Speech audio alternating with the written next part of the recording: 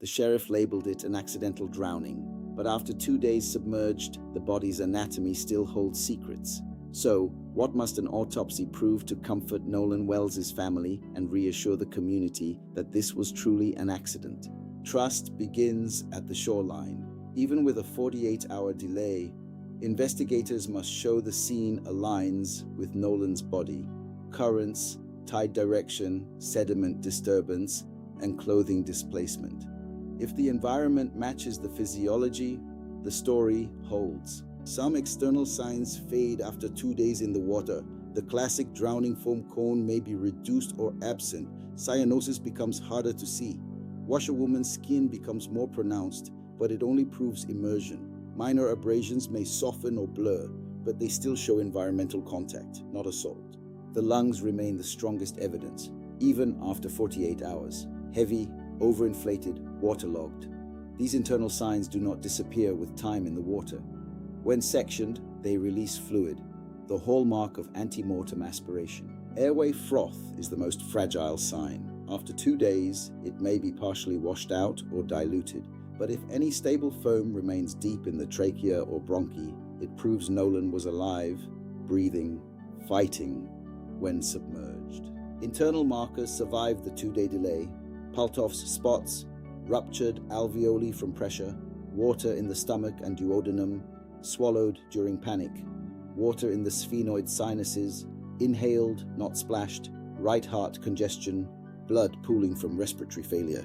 These findings remain reliable even after prolonged immersion. Microscopy still reveals drowning after 48 hours, alveolar edema, overdistension, protein-rich fluid, sand, silt, algae, particles from Horn Island water.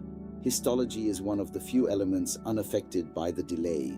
To reassure a community, the autopsy must include diatom testing. Diatoms are microscopic algae with hard silica shells, fingerprints of the water itself. Each coastline, each marsh, each island has its own unique mix of diatom species.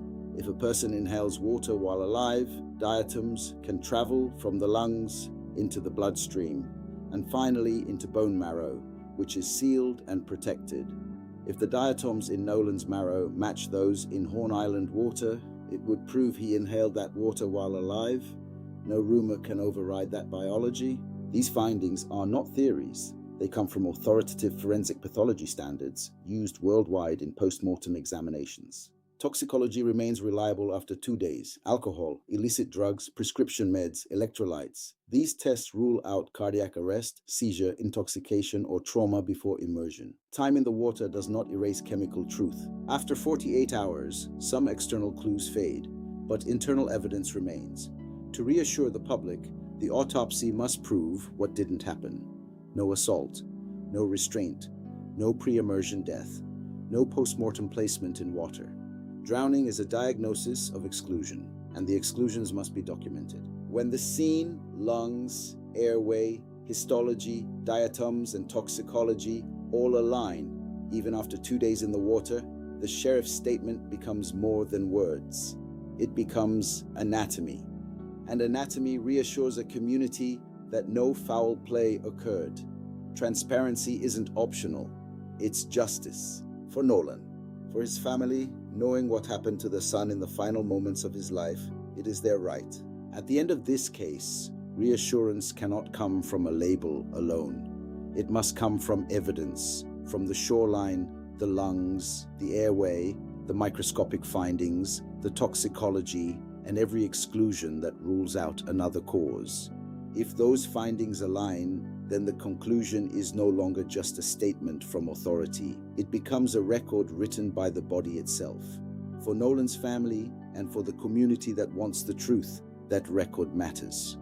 Transparency is not optional. It is the only way trust survives. Don't let the final word be a label. Let it be the evidence. Demand the report. Demand transparency. Demand the truth. Thank you for watching, listening, and caring about the truth. For Gigi Forever, 29 Train, where truth matters.